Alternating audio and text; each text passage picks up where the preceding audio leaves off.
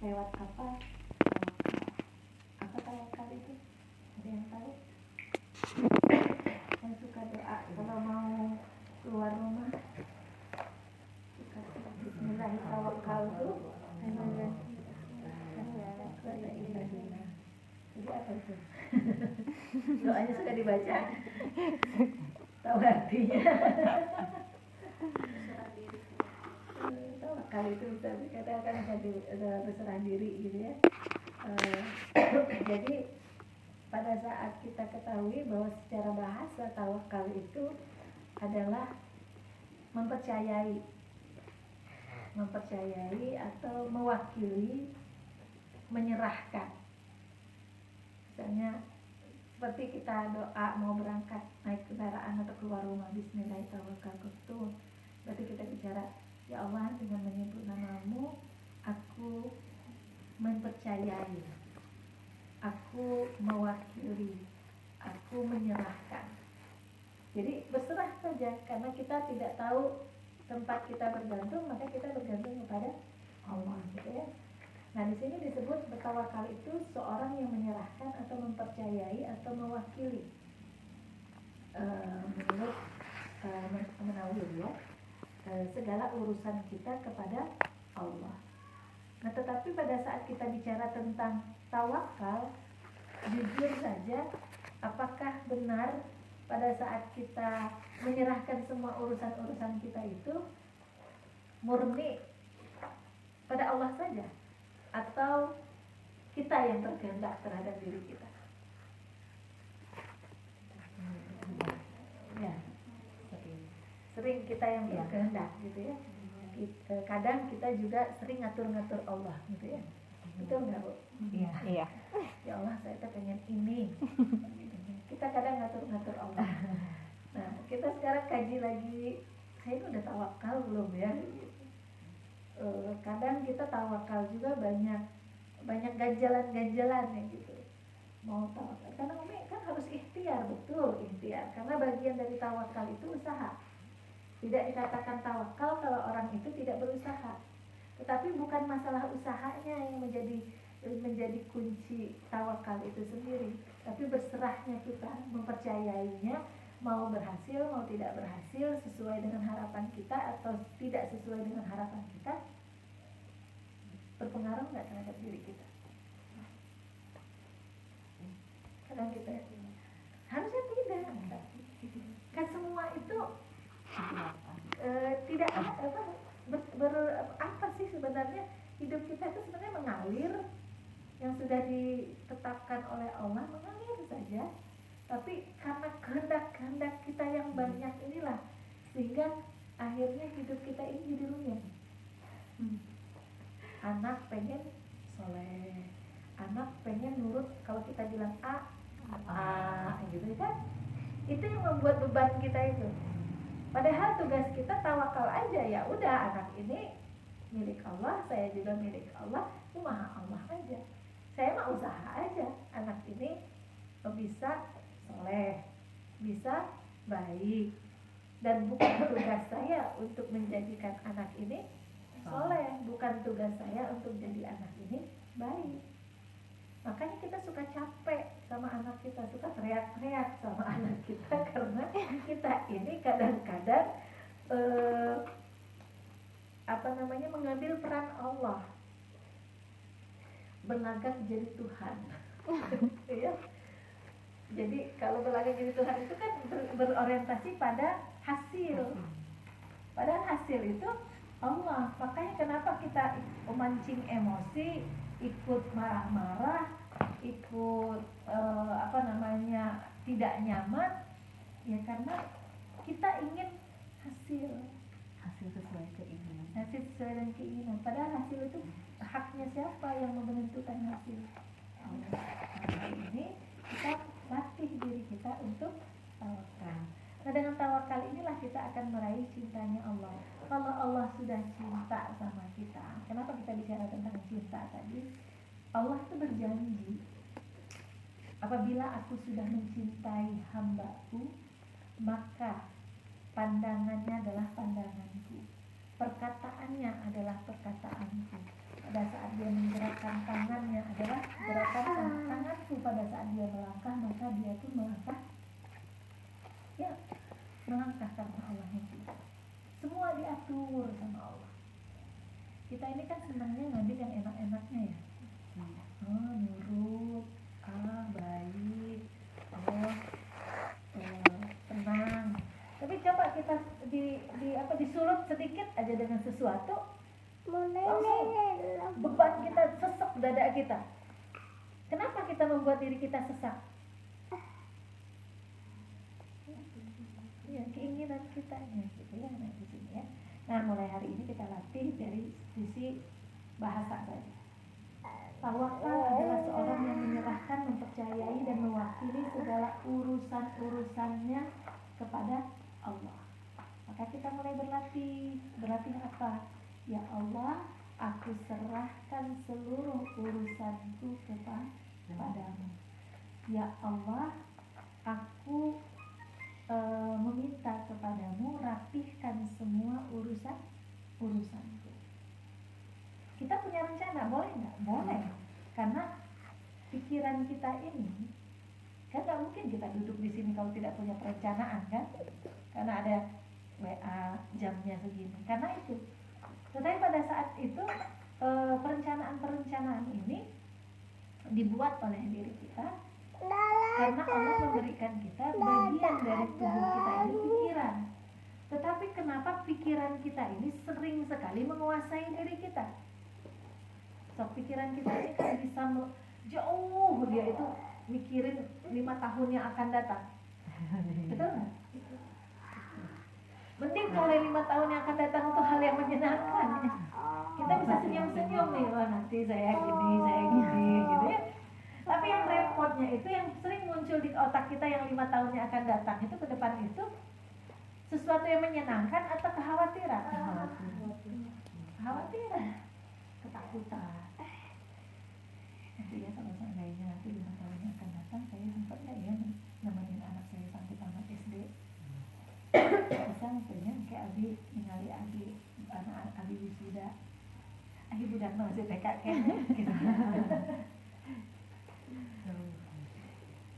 Nah ini ya, balik lagi ya.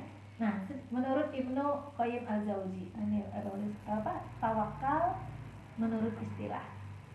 Kalau menurut Ibnu Qayyim al-Jauzi, tawakal merupakan amalan dan ubudiyah atau penghambaan hati dengan menyandarkan segala sesuatu hanya kepada Allah.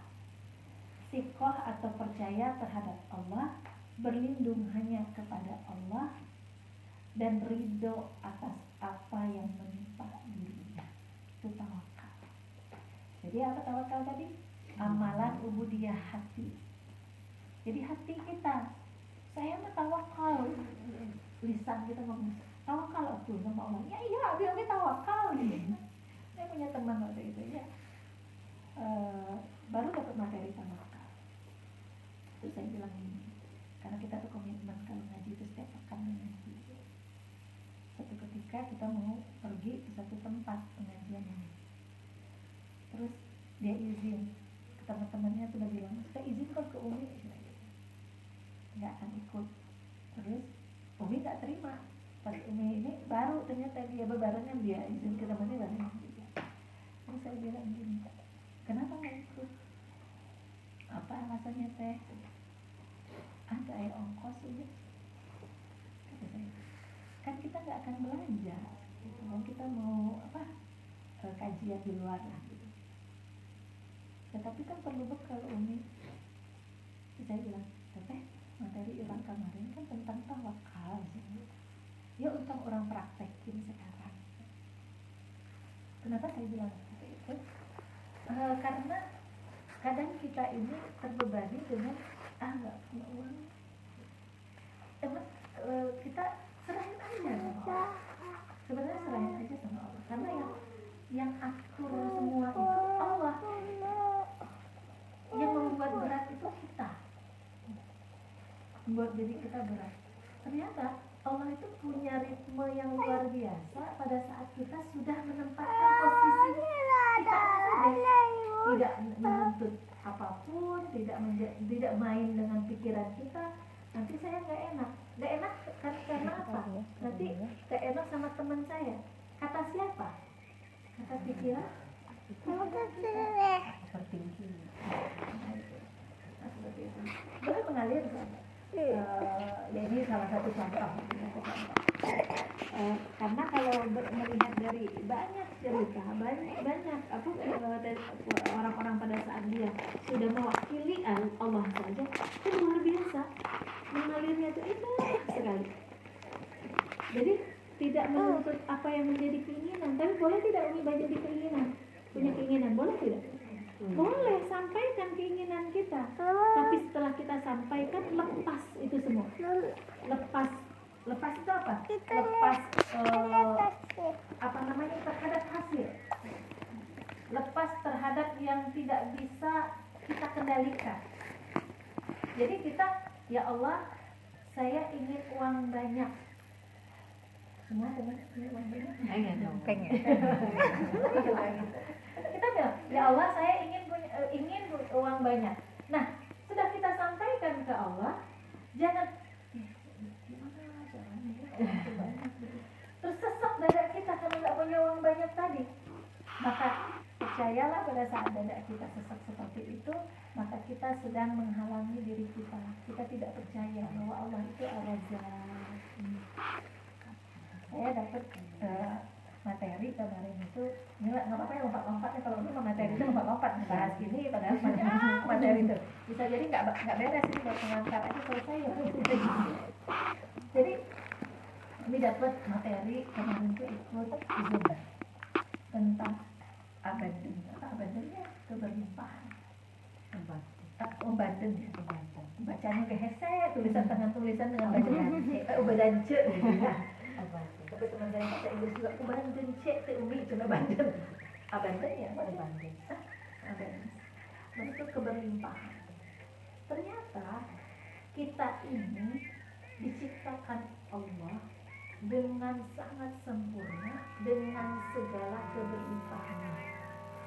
Tetapi kadang kitalah yang menjadikan diri kita sendiri itu tidak memiliki keberlimpahan.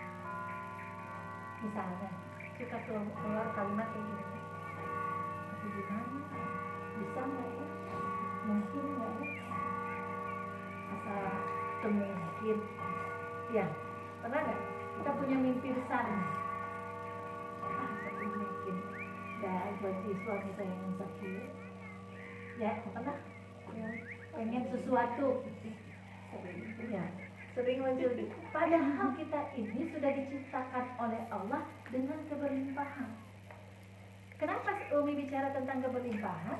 Bahwa pada saat kita ada di perut ibu kita, di rahim ibu kita, pada saat di bulan keempat ya, di bulan keempat ditiupkan ruh pada janin tersebut, Allah janji apa di sana? Aku tiupkan, lalu Allah tetapkan apa terhadap diri kita? Umur kita. Apa lagi? Umur, rezeki, apa lagi?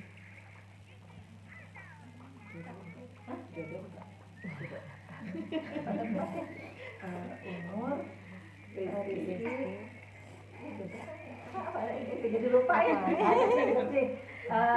Pokoknya takdir buruk dan takdir terhadap diri kita. Nah satu lagi apa? Jadi diri kita lupa. Apa? Searching lah orang apa di bari ke Google. Ya dong. Bukan mungkin. Aduh. Ayo ketemu, sudah ketemu. Ayo mama. Ya. Terus pedak. Perjanjian Allah. Apa? Titipkan dalam ruh. Ikutan. Iya, ketemu ada yang sudah ketemu. Apa yang kita dibaca badai lagi. Kata-kata sudah biasa. Allah, apakah kamu cek jika saya Tuhan yang kamu sembah, maka dengan itu saya akan patuhi semua kebutuhanmu. Kalau kamu minta, saya berikan. Sakit saya sembuhkan. Kamu itu saya anugerahkan, kamu ini saya persembahkan, kamu ini rezeki saya tampilkan. Itu nanti kita ketemu lagi. Pokoknya antara lain ini kita bicara tentang keberimpaan tadi, bahwa yang sebenarnya kehidupan kita itu sudah ditentukan oleh Allah Subhanahu wa taala. Jadi malah dokter gitu, USG segala 4 bulan.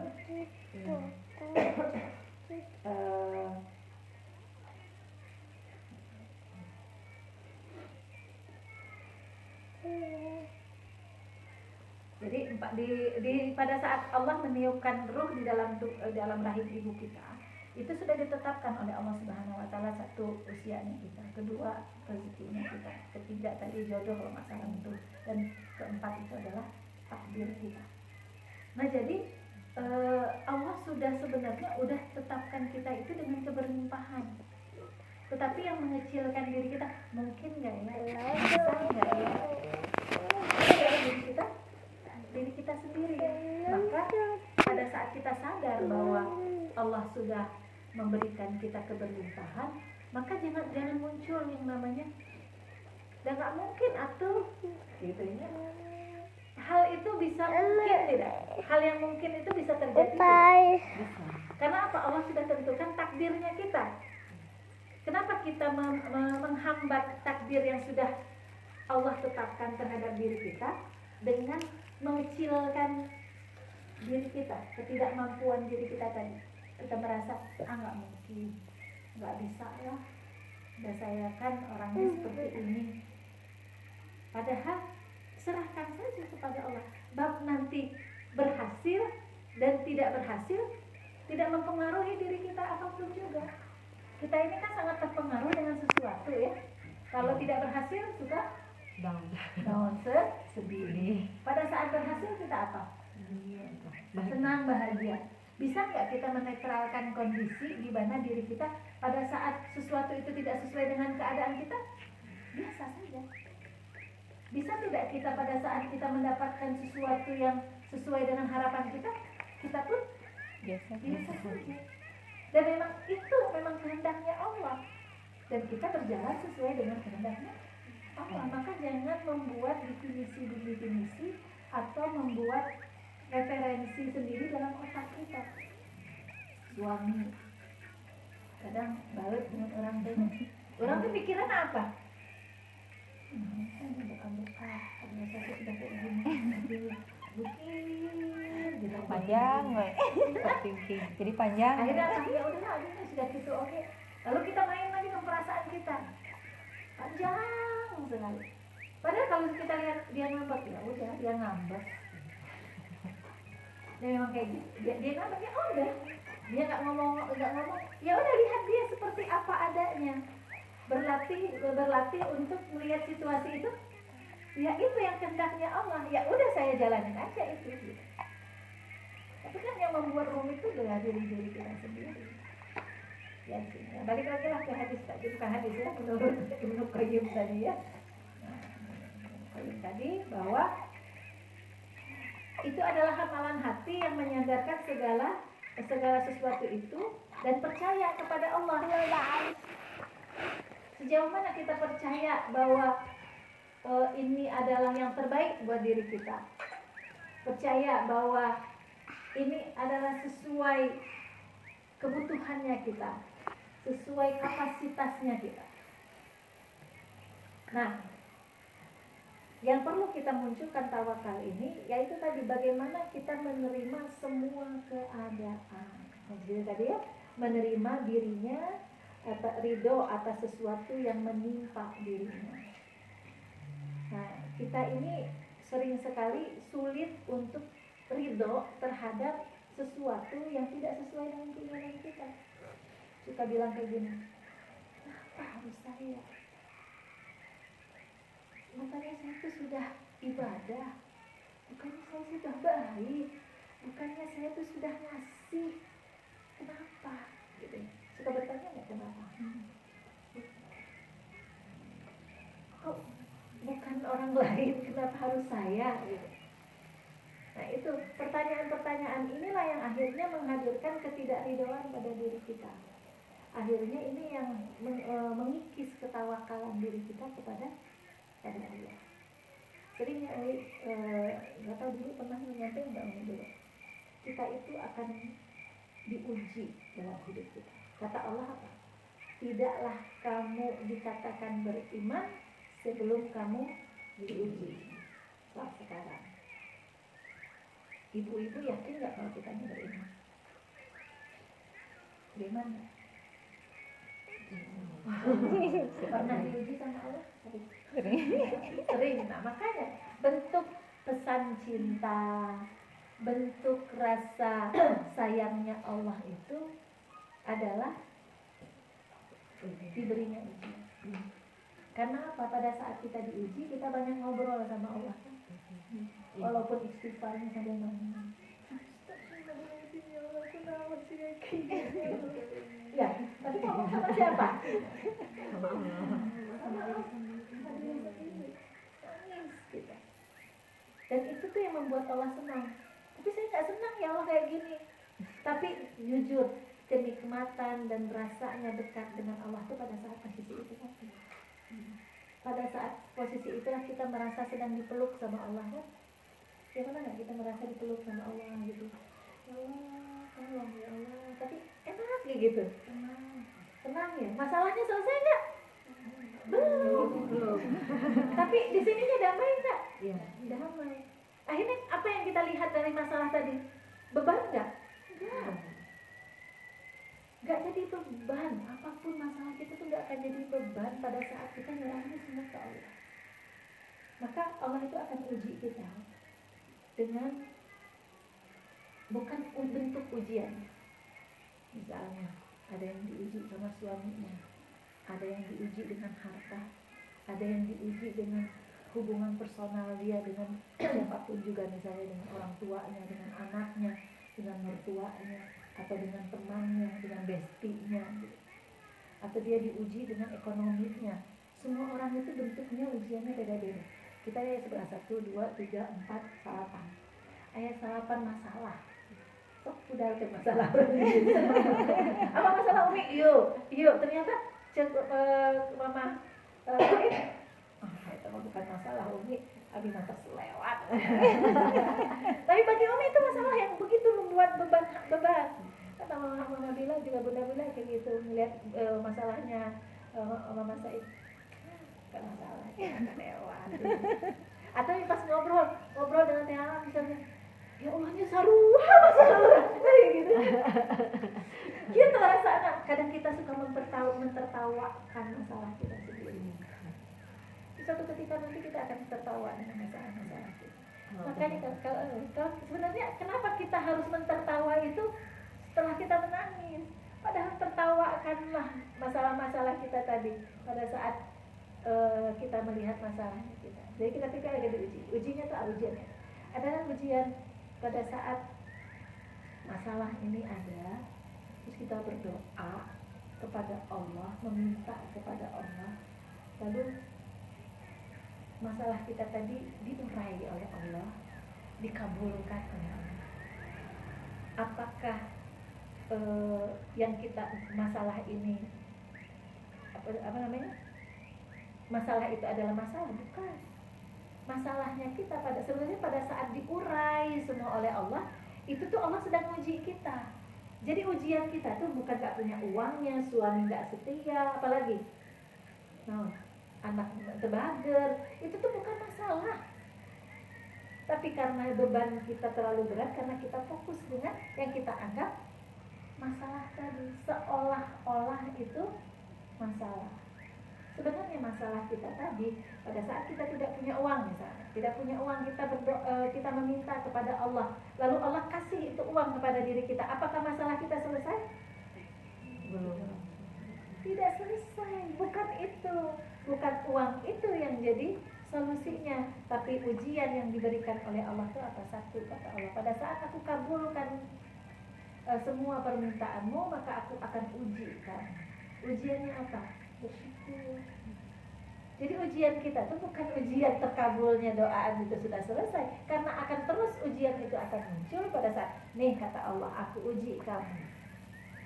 aku kabulkan doamu, bukan masalahmu selesai. Kita kan bilang, alhamdulillah ya Allah, masalah saya selesai.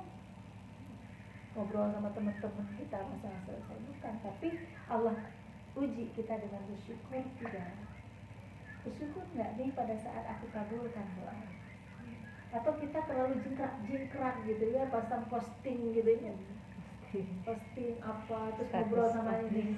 Misalkan kalau kita butuh uang 10 juta, terus ada solusinya 10 juta, apakah kita akan tetap fokus sama Allah atau sama 10 jutanya? 10 jutanya. Fokus sama 10 jutanya, tidak fokus sama Allah. Mungkin awal aja, alhamdulillah, senang. Maka senangnya kita itu sebentar. Setelah 10 juta ini habis, mulai lagi dahiyung gitu ya. Nah, itu ujiannya itu. Jadi kalau kita dikabulkan itu banyak-banyakin syukur. Banyakin berterima kasih ya Allah, terima kasih ya Allah. Gitu. Apa orang yang bersyukur? Ciri-ciri orang yang bersyukur itu adalah bertambah taat. Jadi kadang orang ini kalau nggak punya masalah, sholatnya biasa-biasa aja. Namun terus gaduh masalah, tahajud. Sampai ayah teman-teman saya tuh suka ngaji, Umi apa amalan gak? Jadi nak melarian amalan. Selama kemarin nggak beramal gitu. Jadi kita kalau sudah jadi apa namanya? Jadi yang diinginkan oleh Allah itu pada saat kita di ini bertambah taat kita. Nah, bukti bahwa kita dikabulkan doanya kita oleh Allah itu tambah taat. Apa tambah taat? Makin enak sholatnya, bukan hanya sekedar memperbanyak qiyamul lailnya, tapi makin enak tuh qiyamul lailnya. Walaupun hanya witir hukum, tapi nikmat gitu. Di 11 rakaat kan, tapi kita nikmat gitu. Sudah hafal untuk qiyamul lail gitu. Nah ini, jadi itu ujian, makin taat kita, makin tambah baik, makin tambah ibadahnya, makin khusyuk ibadahnya. Itu orang yang bersyukur pada saat permintaannya dikabulkan Allah. Kedua, apa ujian yang diberikan oleh Allah Subhanahu wa Ta'ala? Ibu masih berdoa meminta kepada Allah yang belum terkabulkan sampai hari ini. Ada doa, pojok doa kita apa?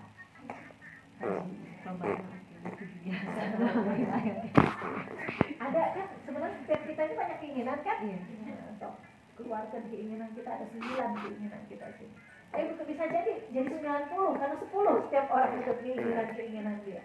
Dia berdoa kepada Allah, meminta misalnya keinginan dia atau masalah dia untuk selesai. Ya Allah, kapan ya Allah, sampai kapan ya Allah gitu ya. Kok beban ini kok gak selesai gitu. Kita berdoa terus kepada Allah. Masalah kita tadi bukan masalah. Masalah kita pada saat belum dikabulkan oleh Allah Subhanahu wa Ta'ala doa kita tadi, ujiannya apa? Sabar. Sabar tidak kita menunggu-nunggu pertolongan Allah itu datang. Sabar tidak kita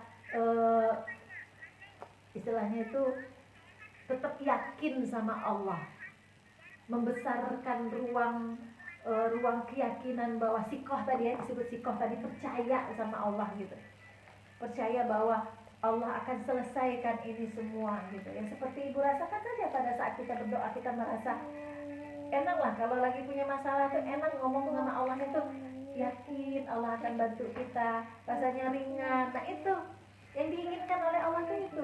Orang-orang yang bisa merasakan hal-hal yang seperti ini biasanya tuh sebentar lagi masalahnya itu akan selesai, yang dianggap masalah, karena Allah sudah membebaskan kita dari ujian kesabaran kita. Maka kalau mau masalah kita selesai, itu tenang dulu hatinya. Tapi kalau hati kita masih deg-degan, pernah ya merasa punya masalah tapi sesek gitu, seseknya kayak jadinya seseknya. Nah kalau masih sesek, itu alamat masalah kita belum segera pintu kila-kila mau keluar dari masalah itu belum beres, nggak akan keluar. Jadi kalau kita mau masalah kita itu terlihat hilalnya mau keluar, di sininya sudah tenang.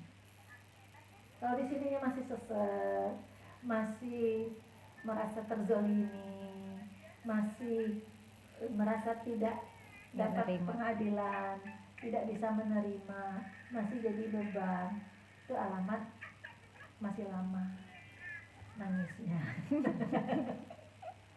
Masih lama ngaduknya. Karena Allah tunggu sampai kita benar-benar sabar. Terkadang masalah kita ini selesai pada saat kita sudah tidak lagi memikirkan masalah. Tiba-tiba kita kaget. Jadi terbuka pintunya. Tapi kalau kita masih fokus saja kayak gitu tuh, kayaknya tuh sesak kita, sesak itulah beban. Maka kalau mau tahu doa yang terkabulkan itu adalah apa yang kamu rasakan di hati kita. Kalau kita sudah damai, hati kita sudah tenang, berarti doa kita sudah terkabulkan. Terkabulkan itu apa? Bentuknya sesuai dengan keinginan kita atau sesuai keinginan Allah? Sesuai keinginan Allah. Sesuai keinginan Allah. Akhirnya kita nerima, kan ridho akhirnya. Oh iya, oh ini gantinya. Saya mengharapkan A, ternyata Allah kasih B. Ternyata yang B ini jauh lebih baik lagi. Dan itu yang membuat diri kita akhirnya bisa berlatih untuk sabar tadi, gitu ya. Jadi ujian kita itu bukan masalah. Yang pertama, kalau masalah itu dikabuli, maka ujian kita adalah syukur. Ujian yang kedua, pada saat kita di menunggu masalah kita yang kita anggap masalah sudah selesai, maka kita diuji sama Allah untuk sabar. Nah yang ketiga, pada saat kita udah berikhtiar, udah nyoba segala sesuatu, sama Allah dipatahkan, lalu tidak dikabulkan, apakah masalah tidak dikabulkan atau gagalnya kita? Masalah bukan gagalnya kita, bukan. Gagalnya kita itu bukan masalah, tapi masalah kita itu yang diuji oleh Allah gitu. Tapi keridhaan apa tadi? Yakin. Kenapa harus yakin? Karena pada saat kata Allah, kamu mau A, lalu dipatahkan sama Allah, masih yakin nggak sama Allah? Kan kita enak jadi orang Sunda tuh enak, semuanya untung. Untung. Ya, makanya kata saya tuh orang Sunda tuh keren-keren gitu ya. Untung. Kenapa? Yakin apa? Yakin itu bahwa kalaulah ini gagal, yakin bahwa Allah akan menggantikan dengan cara yang lain, dalam bentuk yang lain. Nah ini yang keyakinan. Jadi keadaan apapun juga, harus netral.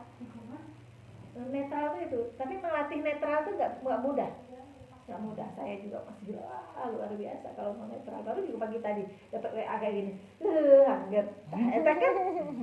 Padahal ya udah, siapa yang berkehendak WA itu datang? Kenapa kita komentar? Kenapa kita tidak melihat bacaan tulisan hurupan itu saja lalu tidak terpengaruh pada diri kita? Kita lihat postingan batur kadang nyindir habis. Pada pikiran siapa itu? Pikiran kita. Apakah betul dia menyindir kita? Belum tentu. Opini atau fakta? Opini kita. Karena kita menempatkan diri kita di sana. Seperti dibaca WA tadi gitu ya, pagi-pagi tadi. Udah komen gitu ya, walaupun saya dirilis lagi, gimana saya tuh gitu ya. Dan memang nggak mudah. Ya, kita nggak bicara hari ini, kita latihan bareng-bareng gitu ya. Ilmu ini perlu disampaikan, bukan berarti saya belum praktek terus nggak ditolak ini. Saya yakin bisa percepatan tawakal itu bisa jadi ibu-ibu semua ketimbang ini yang nyampein gitu ya. Jadi ridho atas sesuatu yang menimpa dirinya berdasarkan keyakinan Allah akan memberikan segala kecukupan bagi dirinya dengan tetap melaksanakan usaha keras untuk dapat memperolehnya. Jadi yakin bahwa Allah akan memberikannya itu. Tadi di sini kan Allah akan memberikan kecukupan. Balik lagi, kita ini memiliki keberlimpahan bahwa saya dari lahir kok sudah diberikan keberlimpahan, tetapi kenapa saya menyempitkannya? Ya kalau gagal, wah ya Allah Maha Kaya. Bahkan kalau kita meyakini lagi Allah Subhanahu wa Ta'ala itu dengan asmanya Allah saja, subhanallah luar biasa. Ya nanti ada juga materinya di bawahnya ya.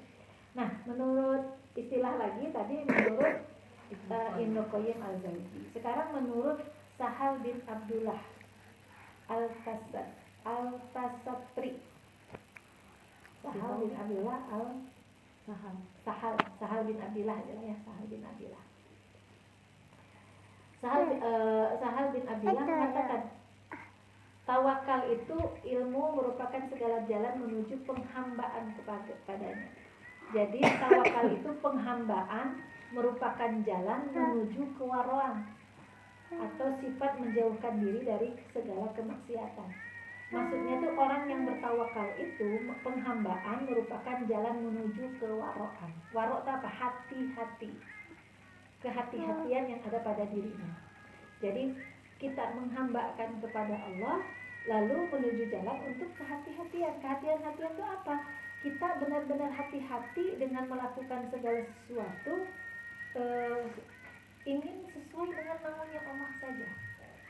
Jadi ini jadi sifat zuhud tadi, sifat kehati-hatian itu mengarahkan diri kita tetap tentang sifat zuhud. Orang yang zuhud itu akan mengarah kepada tawakal. Jadi yang mencukupkan, maka dia hati-hati pada saat dia mau melakukan ini. Allah ridho tidak ya? Kalau Allah ridho, menurut hitungan manusia, saya kalau melakukan ini tuh untung loh. Itu logika kita. Tapi kalau orang yang tawakal, ini memang betul untung, tapi Allah perbolehkan tidak? Allah izinkan tidak? Allah ridho tidak kalau saya lakukan ini? Sekarang kan marak ya, pinjol, buka aja tuh HP kitanya kan ada apa tadi di HP Umi sini rada aman, di HP Umi yang satu lagi itu masih ada kayak iklan itu gitu. Tapi kalau iklan itu sudah sering kita abaikan, dia nggak akan muncul. Mungkin karena ini nggak pernah sudah lama dia tidak nggak pernah pokoknya kalau itu di skip, lewatin kan suka ada iklannya, lewatin. Dari HP Umi satu Umi itu masih suka ada iklan gitu ya, pas lagi nonton YouTube apa tiba-tiba ada iklan EasyCash atau apa lagi sih bahasan gitu ada kami nah karena itulah gitunya cuma menunjukkan apa kartu HP kita sudah dipakai berapa tahun, nanti kamu bisa cek berapa nominalnya tapi apa saking seringnya gitu ya terdengar ya gitu ya itu. Nah logika kita pada saat kita butuh uang, ini logika ya, butuh uang mepet bisa, terus ditagih hari ini kayak gitu ya. So, itu tiba-tiba muncul secara logika kita, oh ini jalan keluar yang Allah beri petunjuk. Berdalil gitu ya. Misal gitu. Nah itu akhirnya apa? Sifat warok kita dihilangkan. Atau apa? Misalnya kita apalah pokoknya ya ini menguntungkan. Nah kayak misal contoh apa ya? Pada saat ada orang yang ngasih sok atau saya kasih ini gitu ya. Kayak orang yang apa nih kenapa banyak artis-artis itu bareng-bareng, kenapa mereka begitu takut sekali? Karena banyak artis kita tuh terjebak dengan money laundering. Makanya mereka tuh bisa bonghar eta. So, artis itu bikin konten ente, main film ente, tapi mahal. Ayo bisnis juga enggak. Nah, makanya banyak yang ketakutan artisnya eta sekarang teh. Suatu ketika nanti makanya akan banyak itu ya. Kenapa? Cara orang-orang yang money laundry itu kayak gini. Uang misalnya 10M. Saya titipin ya ke rekening kamu, saya kirim. Nanti 1M-nya nanti buat kamu. Nanti yang 9M-nya nanti kamu transfer ke rekening ini. Ayo kita misalnya ada yang nawarin Umi, Anin, ini uang 10 jutanya 1 juta buat Anin, tapi 10 jutanya lagi tolong kirimin ke sini. Saya sedang mencuci uang tersebut. Ini disebut cuci uang kan, bukan disosialisasikan. Nah, kadang kita tergoda, ya nggak apa-apa lah nerima 10 jutanya gitu ya. Nah itu juga hati-hati gitu ya. Kalau tidak punya sifat waro, itu mah bisa belabakan, bisa apa? Bisa memancing diri kita untuk melakukan hal yang seperti itu. Atau orang yang sekarang kan katanya ibu-ibu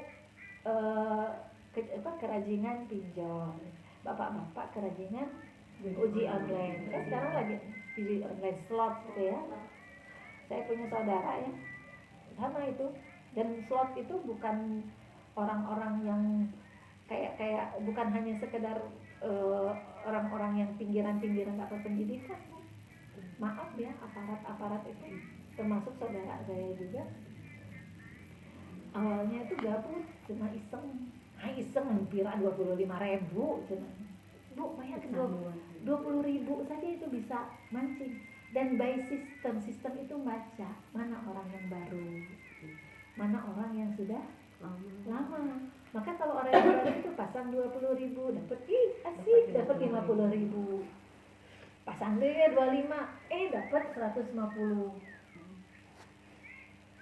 Dan kadang iseng-iseng seperti itu hati-hati. Sifat warawan kita ini tadi yang akhirnya kejebak. Sampai ada yang di batalion mana itu cerai akhirnya sampai 400 juta karena uangnya udah ketarik kan, uang dirinya ketarik, akhirnya dia ingin ngambil lagi. Nah pada saat dia masang dapat lagi Bu, dapatnya itu 2 juta. Wah kayaknya mulai pinter lagi saya ini, padahal sistem itu sudah baca, oh ini udah kalah, dimenangin lagi. Nah, seperti itu ya. Nah, hati-hati ya. Ya mudah-mudahan suami-suaminya dibebaskan ya. Untuk tidak terus karena ada dulu alumni juga Bu sampai akhirnya bercerai Bu, alumni anak bintang juga. Dulu tuh sebelum ada judi online itu apa sih istilahnya tuh, ada lagi lah trading kayak gitu ya. Oh apa iya ya trading kayak gitu kayak investasi ya. Yang ini binomo tuh. Iya, binomo ya, binomo. Dia mainnya di binomo itu. Akhirnya apa? 1M dia pasang misalnya simpan di situ, lapor. Akhirnya kan memang tidak punya pekerjaan. Dulu tuh punya pekerjaan, kerjanya di luar negeri, punya uang dipakai lah seperti itu. Pada saat dia sudah dia pikir udah diinvestasikan aja biar berlipat, karena memang sudah di Indonesia dia nggak punya kerjaan yang paling juga kerjaan biasa lah gitu. Akhirnya ujung-ujungnya bercerai. Perceraian itu mulai dari itu. Karena apa? Yaitu cari tahu dulu, walaupun itu teh menguntungkan, tapi cari tahu dulu boleh nggak ya gitu. Nah itu sifat waro. Nah sifat waro inilah yang mendekatkan diri kita kepada tawakal.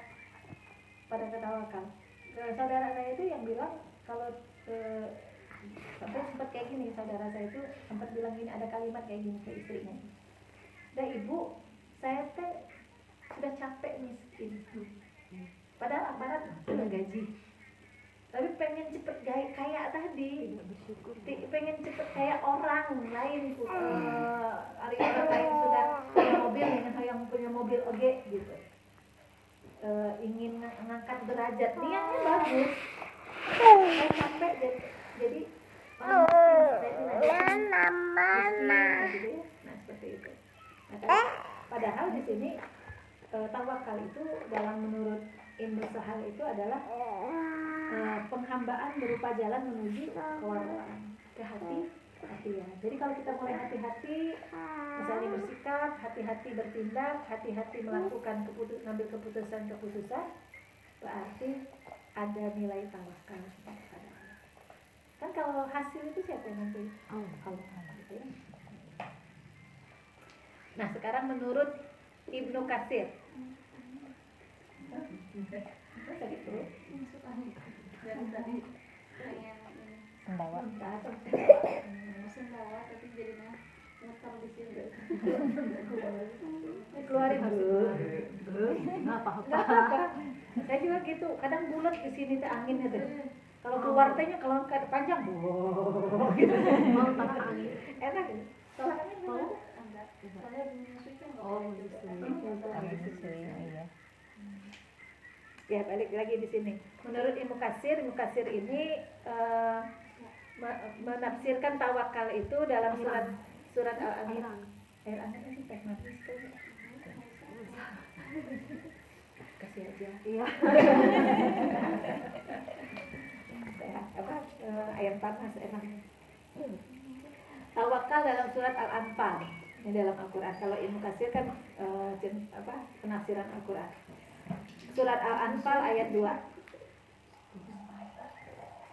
Yakni mereka tidak mengharapkan kepada selainnya, tidak bertujuan kecuali kepadanya, mereka tidak berlindung kecuali hanya kepada naungannya, tidak meminta keperluan mereka selain hanya kepada Allah, mereka tidak suka kecuali hanya kepadanya. Dan mereka mengetahui bahwa apa yang dikehendakinya pasti terjadi dan apa yang tidak dikehendakinya pasti tidak akan terjadi. Dialah yang mengatur kerajaannya dan hanya dia semata, tiada sekutu baginya, tiada akibat baginya. Ayat berapa? Di sini penafsirannya surah Al-Anfal ayat 2. Itunya mah ayat 2 ya. Al-Anfalnya. Iya. Ini Al-Anfalnya nggak kayak gitu sih. Iya, makanya. Al-Anfal itu bunyinya nggak gini. Sungguh orang yang beriman adalah mereka yang apabila disebut nama Allah gemetar hatinya, dan apabila dibacakan ayat-ayatnya kepada mereka bertambah kuat iman mereka, dan hanya kepada Tuhanlah mereka bertawakal. Nah, tafsir dari Ibnu Katsir berkaitan dengan orang-orang yang bertawakal di sini adalah tidak mengharapkan tawakal ini, dia tidak mengharapkan lagi selain kepada Allah, dan dia tidak bertujuan lagi, orientasi dia lagi tidak kepada siapapun kecuali kepada Allah. Terus tidak lagi meminta perlindungan kecuali kepada Allah.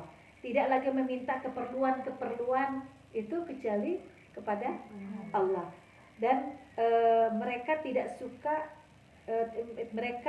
suka kecuali hanya kepada Allah. Apa yang Allah suka tidak ya? Allah senang tidak ya? Allah ridho tidak ya? Suka bertanya pada dirinya pada saat dia melakukan segala sesuatu. Lalu dan mereka mengetahui apa yang dikehendakinya pastilah terjadi, apa yang tidak dikehendaki oleh Allah maka tidak akan terjadi. Dialah yang mengatur kerajaan dan hanya dialah semata, tiada sekutu baginya, tidak ada akibat bagi keputusan hukumnya, dan dan dia maha cepat perhitungan. Maksudnya di sini bahwa tidak lagi ada orientasi kecuali orientasi hanya kepada Allah. Lalu di sini kalau kita punya keperluan kita kan banyak keperluannya. Lihat, masuk aja itu ke toko, misalnya ke Mutiara Kitchen Set, tiba-tiba jadi perlu semua itu. Dia jauh. Ke situ banyak nyawa tuh. Kalau di bawah Ke ini apa? Ke IKEA. Misalnya butuh. Perasaan. Pas sudah sampai rumah dipakai nggak? Enggak. Kayak gitu. Makanya katanya ada kemarin tadi pagi apa umumnya TikTok itu bedanya orang-orang ya, orang-orang Jepang, orang-orang Malaysia, orang-orang Singapura dengan orang Indonesia. Makanya rumah mereka tuh lega-lega, Bu. Lega-lega tuh nggak banyak barang. Adik kita mah segala barang ya. Pino. Bahkan barang yang sebenarnya sudah tidak terpakai pun masih deh. Nanti lain kali bisa dipakai. Jadi konsep ini Bu, ya jadi saya jadi malu sendiri kalau ngomongin kayak gini, jadi ngomongin diri sendiri. Kadang kita pikir, iya mak, nanti juga masih bisa dipakai, simpen. Kenapa kita tidak memikirkan nanti itu Allah juga yang cukupin kita kalau memang kita perlu. Ya kan ujiannya Umi pas udah kita singkirkan tiba-tiba butuh gitu. Nah tapi kemarin tuh baru ngeluarin tuh. Nah pas banyak orang aduh coba aja. Ujian lagi. Masih percaya? Ujian itu tuh gak, karena kalau beriman itu lainnya di ubudiyah hati kita. Iman itu gak bisa berhenti sama tidak seperti kita harus mempelajari tentang sholat. Bicara tentang yakin sama Allah itu, tentang tazkiyatun nafs itu gak sama dengan kita belajar fikih. Kita kalau belajar namanya Mama Aki misalnya, pada saat belajar fikih sholat hari ini zuhur, nggak mungkin kan nanti asar itu buka lagi tuh cara sholat asar geraknya gini, enggak, karena udah tahu. Tapi bab iman itu terus akan diuji lagi, baru ngelangkah ke depan gitu aja itu udah ada ujian imannya lagi. Melihat orang misalnya setelannya itu bajunya garis-garis, bawahnya total bab iman. Mau nggak kita mengomentari? Kadang-kadang suka celetuk di dalam hati. Atau pak pelong-pelong. Kode-kodean. Akhirnya senyum sendirian, nggak ngomong, kesian dosa. Tapi kan sudah sama-sama udah ngomong dari satu pandangan dengan pandangan yang lain tadi ya. Iya, tersirat dalam hati. Bahasa kamu. Akhirnya saking nggak tahannya pecah juga akhirnya kan. Tahun nyusuri kenal. Nah itu. Jadi tidak lagi di sini yang bisa lebih menarik di sini keperluan ya. Jadi tidak meminta keperluan saya kepada Allah. Tidak lagi bergantung kepada siapapun juga. Kita ini masih suka ya, termasuk pada suami, pada anak, pada siapapun. Kadang kita nih hal-hal sepele juga kan kita masih bergantung kepada orang lain. Ya. Padahal kalau nggak kayak gitu nanti dianggap terlalu independent woman gitu. Siapa. Maksudnya itu bukan sampai gestur ya, sebenarnya bahasa gestur kita juga sih sebenarnya. Cuma mungkin tidak terlalu gimana ya. Jadi ada pikiran pas kita butuh nanti aja pas butuh gitu. Jadi nggak harus ada di situ, pas kita butuh harus ada ya. Itu bergantung kebergantungan, atau misalnya kita tidak bisa berpikir kepada kita dikasih oleh Allah ke karunia otak untuk mencari alternatif yang lain kan. Nah itu kan sebenarnya Allah itu ingin kamu aku sempurnakan, kamu sudah dengan keberlimpahan, mampu nggak? Jadi ada konsep yang kami pahami di sini itu bahwa pada saat apa-apa teh ngomong saja sama Allah, ngadu aja sama Allah, nggak usah ngadu pun curhat-curhatan nggak usah gitu. Sebenarnya orang yang curhat di medsos itu 90% orang tuh nggak peduli. Ada juga yang 80% nonton, 90% tidak peduli, 80% orang mentertawakan kita. Jadi nggak usah lah gitu, nggak usah bikin kesedihan, penderitaan diri sendiri gitu ya. Jadi berlatih untuk kita ngomong sama Allah, ya Allah saya butuh ini. Makanya Rasul juga ngajarin kita kan keperluan kita itu. Kata Rasul sampaikan atau adukan semua urusanmu, kata itu sendal jepit lo putus. Kapan ibu sendal jepit putus ngadu Allah, atau sendalnya udah jelek tuh putus, pernah kan kita ngadu sama Allah?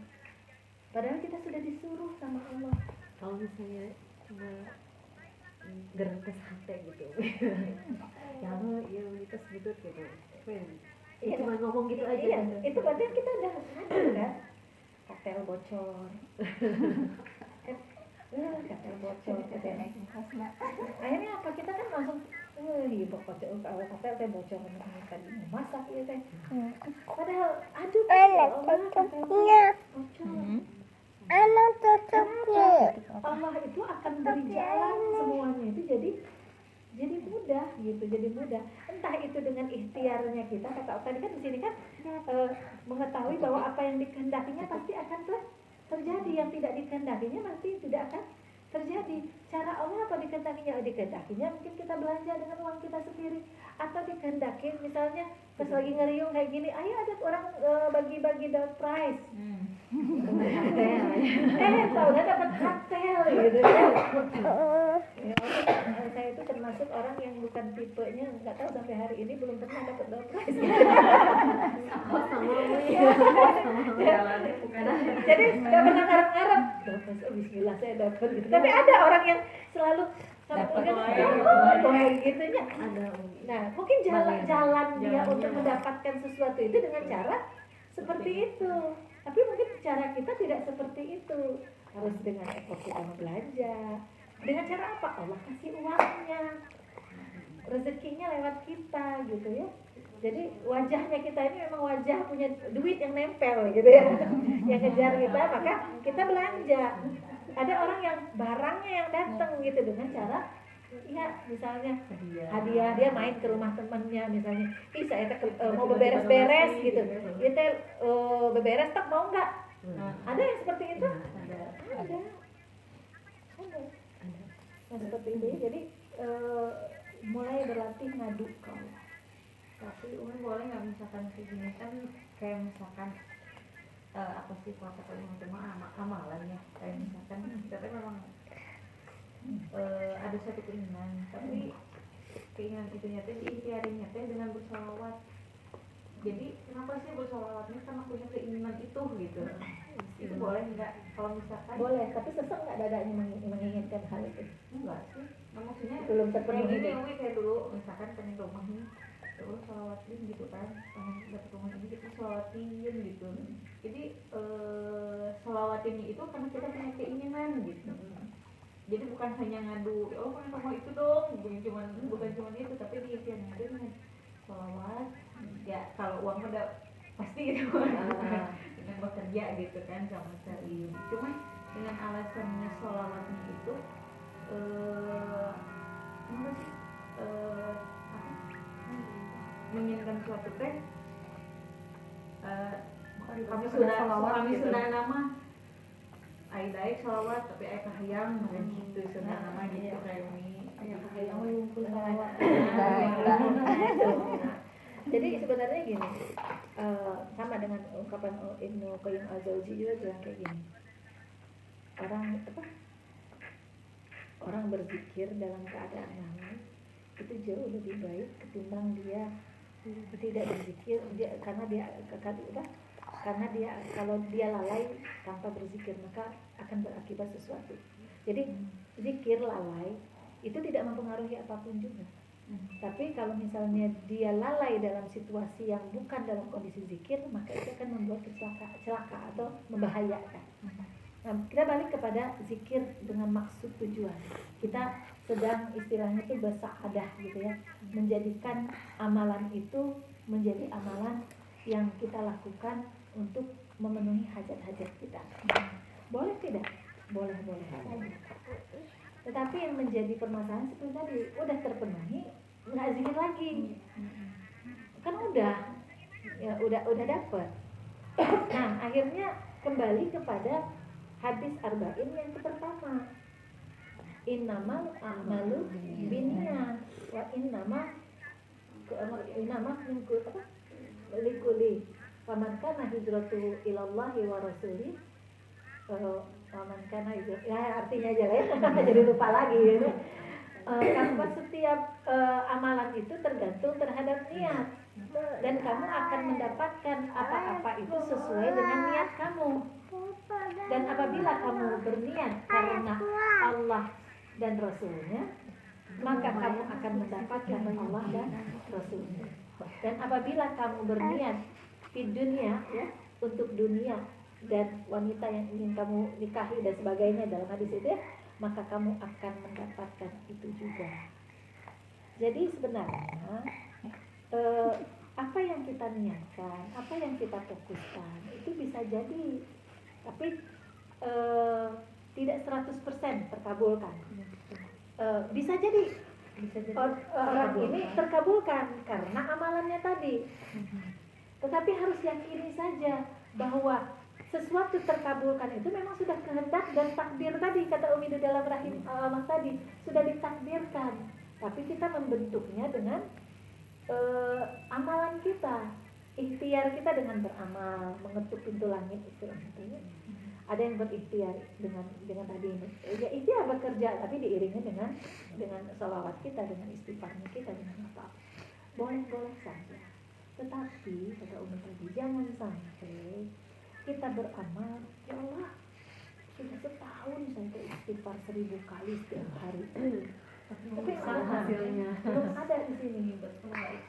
Nah di situ yang akhirnya kalau makanya berbalik tadi, menggebu-gebu sekali nggak gitu, fokus sekali nggak dengan yang kita ingin tuju, itu yang akan menjadi beban bagi diri kita. Akhirnya sholawat itu tidak menjadi sesuatu yang membuat hidup kita bahagia. Jadi sholawat itu tidak menggambarkan kerinduan yang amat sangat kita kepada Rasulullah. Sholawat kita tadi tidak menghadirkan cinta kita kepada Allah, tapi sholawat kita tadi menghadirkan hanya pada amalan yang ingin kita lakukan. Tapi Umi juga suka melakukan amalan-amalan khusus. Saya ingin anak saya saleh, saya ingin anak saya baik. Saya sering melakukan itu. Apalagi misalnya berinfak gitu ya atas nama anak. Ya Allah, titip anak saya, temani dia, dia anak yang saleh, yang berbaik, yang berakhlak mulia. Boleh saja yang kita lakukan. Kita misalnya anak kita lagi ujian, kita berdoa, boleh saja hal tersebut. Tapi maksudnya tadi berlatih untuk lebih orientasinya ke Allah. Jadi tidak ada beban nanti, tidak ada beban dengan apa keinginan kita tadi isi gitu ya, pas mentok tidak terkabulkan, akhirnya kita meninggalkan amalan-amalan kita kan. Ya udahlah, capek setahun saya masa dan hari gitu 1000 gitu ya. Nah, tapi jadi kan itu kenikmatan kita dengan sholawat kita. Jadi terbiasa juga berkunjung ya, jadi apa sih karena memang sering gitu. Tapi memang apa sih ya yang dirasain saya sendiri memang sholawat itu bukan karena ada maunya aja sih sebetulnya, tapi bikin senang juga daripada nyanyi kepala rubuh gitu ya, sholawat. Tapi memang kerasa sama sendiri gitu, merasa pengen rumah, pengen apa-apa saja, jadi dimudahkan oleh Allah gitu. Mungkin kan memang ya karena pengen sesuatu yang memang apa sih ya, tapi bukan yang jadi beban sih menurut saya. Selama itu tidak jadi beban dan kalau kita menikmati kan anak hoyong mah ini kan aing yang seukur kayak anak kecil pengen jadi apa, pengen jadi tentara, tapi dia tidak melakukan latihan-latihan, itu kan hanya cita-cita gitu kan. Tapi kan kalau dengan ikhtiarnya, ya kalau uangnya makan jelas harus ada gitu kan, tapi di balik itu kan ada syaratnya, ada ikhtiarnya. Itu mah ya maksudnya kan sama saya sendiri mah kerasa gitu, misalkan pengen apa sholawatin gitu kan, jadi anak-anak belajar sholawat gitu, mungkin apa dia membiasakan untuk bersolawat kita juga gitu, izinnya ke situ sih. Iya boleh, karena tidak ada, karena gini, karena di dalam hadis pun juga memperbanyak sholawat, memperbanyak istighfar itu akan membuka pintu rezeki dari tempat yang tak disangka-sangka. Ada wae surprise gitu, ya, keajaiban. Jadi boleh lakukan itu gitu, tapi kata Umi tadi di sininya tadi, balik lagi ke sininya tadi kata Umi, jangan sampai itu jadi beban diri kita yang akhirnya